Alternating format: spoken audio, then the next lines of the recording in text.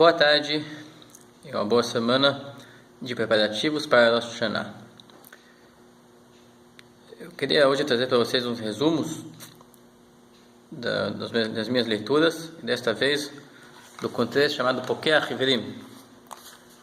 Esse livreto aqui, que é um livro de resumo de caminhos de Teshuvah que o Mitra Rebbe, chamado em hebraico Admon HaNitzai, filho do Alter Rebbe, trouxe para resumir para algumas pessoas que precisavam fazer Teshuvah urgente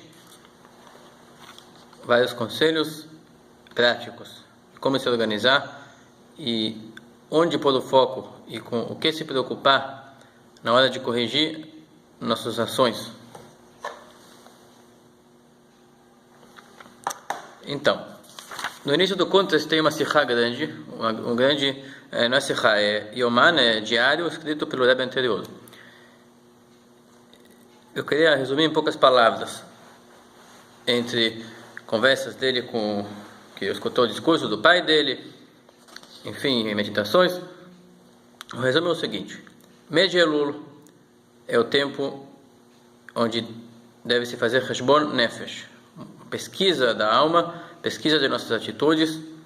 Essa pesquisa tem que incluir e vasculhar nossos hábitos e nossos potenciais, baseados em nossas tendências,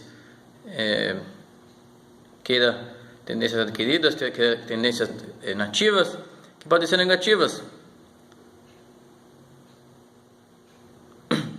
e tem que ser corrigidas. Então, inicialmente, Cheshbon Nefesh, cálculo da alma, pesquisa. A pesquisa interna, durante o dia, o tempo certo dela é antes de dormir. Para ir dormir, pensando em como me corrigir, como me melhorar, e assim acordar no dia seguinte, preocupado com coisas espirituais também. Enfim, que esse tempo de sono, que é o tempo que você não tem controle sobre si, esteja cercado não por instintos, mas sim por atitudes e pelo desejo ardente de melhorar nosso caráter e servir a Deus com todo o nosso poder. Então, antes do sono e logo ao acordar. E na semana também, o tempo propício é quinta-feira de noite, antes do sono, antes de fazer a oração noturna, Kriyat Shema Shalamitah, fazer Cheshbon Nefesh, fazer uma pesquisa. Quando a pessoa faz o Cheshbon Nefesh, está já incluído nisso que o serviço dele a Deus é um serviço programado, planejado. Ele está se colocando nos trilhos da organização, assim como qualquer coisa importante na vida, que a pessoa se organiza, se programa e faz avaliações. No serviço a Deus, a coisa mais importante, a razão de nossa existência, tem que ser programado e vigiado, para que seja bem aproveitado e protegido de coisas negativas. Mas no quesito anual, o tempo anual de fazer os cálculos é o mês de Elul, todo. Principalmente o início do mês. Quando chega no fim do mês, são os dias chamados dia da Selichot, onde nós, Ashkenazim, Hassidim Chabad, fazemos a oração adicional de pedir perdão a Deus. E nesse dia já deve estar com a pesquisa terminada. Quem não fez pode resgatar ainda essa pesquisa. O foco desse mês de Elul é corrigir as coisas palpáveis que temos de negativo ou de mal aproveitamento. Então, as coisas palpáveis são pensamento, fala e ação. Na verdade, tem que começar a pesquisar e corrigir, tem que descobrir o que falta de errado no hábito prático, e na fala, e no pensamento. Depois de descobrir, tem que procurar medidas reparatórias, para garantir que o ano que vem não seja igual ao ano passado, que o dia que vem não seja que nem o dia passado. Começando com a ação, que é um poder do qual temos bastante controle, e seguindo com o poder da fala, que também temos controle, tanto na ação quanto na fala. Mesmo que você não consegue fazer só coisas boas o tempo todo sem parar, você vai se cansar. Não consegue falar só coisas sagradas, mas pelo menos consegue ficar quieto e inativo, de não fazer nada de ruim. Então temos aqui dois aspectos: o quanto eu faço de bom e e como eu posso me vigiar para nunca utilizar os poderes da ação e da fala para o mal, nem que esteja calado e parado e inativo. Inibir as coisas ruins e fazer as coisas boas e falar as coisas boas e sagradas. estudo, reza, fala sobre Deus, fala amorosa sobre Deus, fala temerosa sobre Deus, enfim, que ele seja o assunto de nossa conversa na fala. E depois disso vem o poder do pensamento, que é o principal campo de batalha. No decorrer desse livro, tem a frase seguinte: é muito difícil você mudar toda a tua natureza de uma vez, mas Deus diz para a pessoa: me entrega teu pensamento, teu poder de pensamento e teus olhos, que assim eu saberei que você é meu. Deus diz para a pessoa: se você cuida de pensar somente os pensamentos dignos de ser pensados perante Deus, e de olhar só para coisas que não lhe tragam inclinações ruins, então eu saberei que tu és meu. Que os olhos são os intermediários comerciais, como se fossem os intermediários que trazem qualquer coisa negativa. Então, depois de corrigir, de vasculhar e tomar medidas reparatórias para a ação e para a fala, vem a vez do pensamento, que não para, é incessante, a gente não para de pensar, e aquilo que pensamos é aquilo que estamos mergulhados nele, ali que estamos, no pensamento é onde a gente está. A gente vai falar e fazer coisas que nosso pensamento, repetidas vezes, mergulha nelas. Então, são os campos de nossa atuação, campos de nosso interesse. Você pode ver que hoje em dia as pessoas estão o dia todo na internet. O que é que está na internet? A ação, a fala, principalmente o pensamento está ali. Aquilo que nós processamos. Tudo isso aqui tem que ser feito no mês de Elul até o fim do Selichot. No dia do Selichot, a principal função não é tanto vasculhar, isso já tinha que ter tido feito antes. A função agora é corrigir, tomar decisões. No dia de Rosh Hashanah, o serviço a Deus também tem que fazer tshuva, mas a tshuva ali já é mais elevada. Certa vez, um filho de um Rebbe entrou para perguntar ao pai dele, o Rebbe atual daquele momento, qual é a função da pessoa em Rosh Hashanah. E a resposta foi que Rosh Hashanah é um dia de assumir o poder de Deus, um dia de corrigir o que chama-se de sechel, intelecto. Intelecto não é pensamento. Intelecto é a nossa predisposição de seguir só aquilo que a gente entende, só aquilo que nos aparece aceitável. A função de Rosh Hashanah já está corrigido o pensamento, já pensamos só sobre coisas sagradas, agora temos que corrigir nossas predisposições. E no Rosh Hashanah a função é de aceitar o reino de Deus, assim como o soldado assume sobre si o fardo de obedecer às ordens que vão ser ditas a ele. E sabendo que o soldado é um escravo que dá toda a sua vida e trabalha com abnegação e dedicação total, com grande esforço. E Rosh Hashanah tem que ter a predisposição de fazer por Deus qualquer coisa, como um simples escravo e soldado conquistador. E para cuidar das virtudes do coração, os instintos, tem duas maneiras de ter poder sobre os instintos. Um é vencer um instinto, quer dizer, que a gente vai batalhar contra nossa inclinação má e vencer ela cada vez de novo, vencer uma batalha. A outra forma é reinar, que é inibir a nossa inclinação de manifestar qualquer coisa negativa.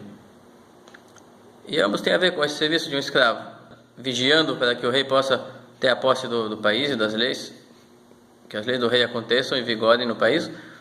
E se precisar batalhar e conquistar, o soldado também está ali para conquistar. Mas a Rosh Hashanah, a questão é conseguir abrir o coração do lugar mais profundo, onde a gente assume a predisposição de estar nulos perante a vontade de Deus. Se a gente identifica que Deus deseja algo, a gente faz, mesmo que não nos agrada nem um pouco, mesmo que nossa mente comece a levantar dúvidas ou antagonismo.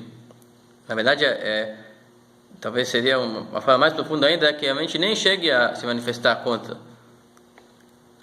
A única preocupação da mente vai ser averiguar se a tal atitude é a vontade de Deus ou não é. Não tem ali eu digo, eu penso, eu faço. Tem Deus. Eu estou aqui para cumprir aquilo que entendo que é Ele que ordena. Minha única preocupação é entender direito o que Deus diz como rei. Tem certa vez uma história, eu acho que era um czar russo com, se não me engano, foi um rei alemão. Estavam se reunindo e cada um se orgulhava pela dedicação e abnegação de seus soldados, que conseguem fazer grandes na arte da guerra, sabem fazer bastante, estão dispostos a fazer coisas grandiosas.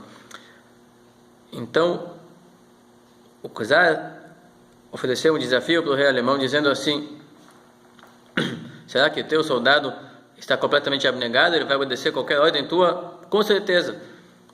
Então vamos fazer um desafio. Cada um de nós vai chamar um soldado e vai mandar ele pular, que ele estava em cima de uma cobertura, pular do telhado para baixo. Então, dito e feito, chamaram o soldado alemão, o francês, não lembro agora, mas foi um país europeu que não foi a Rússia. E o rei dele diz para ele: pula agora daqui, estou te dando uma ordem, pula aqui do telhado para baixo. O soldado chega para o rei e fala assim: meu rei, eu sou completamente devoto a ti, farei qualquer coisa, inclusive pular aqui do telhado. Só uma coisa que eu gostaria de entender: qual é o proveito que o senhor vai ter? Digamos assim, o que eu posso meditar quando eu vou me entregar dessa maneira? Qual é o ganho que meu rei vai ter com esse meu pulo? E o rei dispensou o soldado de pular, que não tinha interesse em fazer ele pular, só testar a sua disposição. Chegou o czar russo e chamou o soldado e diz: eu estou te dando a ordem agora de pular aqui do telhado. O soldado vira para o rei e pergunta, sem problemas: de que lado você quer que eu pule? Quer dizer, a única preocupação dele não é com as motivações do rei. A preocupação dele é simplesmente como praticar a vontade do rei da melhor maneira. Então, claro que isso aqui é um grau elevadíssimo, mas a função do Rosh Hashanah é rumar para esse lado. E se não conseguimos chegar longe nisso, pelo menos saber a verdade, que temos ainda um grande caminho para fazer no serviço a Deus, e não se iludir que somos justos antes da hora. Depois disso, tem os 10 dias de Teshuvah, que tem ali detalhes em Teshuvah, que são 5 caminhos de Teshuvah, que vamos estudar no Yom Yom daqueles dias. Mas o rumo é para chegar no Yom Kippur. No Rosh Hashanah, já saímos do Rosh Hashanah sem vontades próprias, a vontade é de Deus. No Yom Kippur, o ideal é sair de lá sem prazer próprio, por isso que ele envolve o jejum. Parece que na véspera de Yom Kippur a função é servir a Deus com amargura, embora seja um dia de refeições que devem se abastecer para poder jejuar direito. É um dia de amargura, então suponho eu, talvez dá para dizer que o serviço a Deus na véspera de Yom Kippur seria embora se abasteça materialmente, não sentir prazer com isso. Está preocupado com a espiritualidade, enquanto tem que se administrar um corpo material com suas necessidades. Então tem uma preocupação: como é que iremos administrar um corpo material com necessidades e ao mesmo tempo não se tornar materialista e preocupado com a matéria e seus instintos. No Yom Kippur é o outro lado da moeda. Vamos jejuar e ter prazer de jejuar, prazer de não estar preocupados com o corpo naquele momento, se dedicar à questão divina e ter prazer com a questão divina. E diz que Yom Kippur é o dia do amor de Deus ao povo judeu incondicional. Tanto é que nesse dia Deus perdoa o pecado do bezerro de ouro.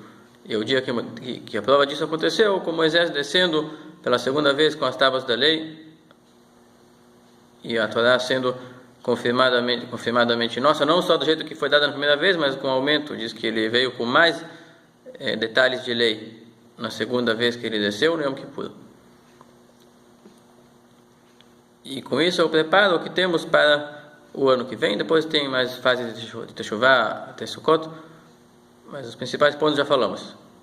Vasculhar o que tem de ruim: ação, fala, pensamento, dedicação absoluta, submeter nosso entendimento, nosso desejo de entender as coisas a Deus, e depois submeter a nossa predisposição de sentir prazer só naquilo que Deus aprova, ordena, só naquilo que dá razão para a nossa existência, e não ter prazeres supérfluos. São graus sublimes, mas na Hassidut é assim: te mostram a verdade total, onde você realmente não está no fim do caminho. Estamos longe de estar perfeitos, mas sabemos a verdade e com ela que se preocupamos. Estamos felizes. O símbolo de uma Teshuvah ser verdadeira é a pessoa não estar mais chateada de que ele não está perfeito, e sim está feliz que sabe a verdade, está feliz que está caminhando e tendo conquistas verdadeiras e não ilusórias. Então até aqui esta parte de preparo para Rosh Hashanah. Que tenhamos uma Shana Tová ou Metuká.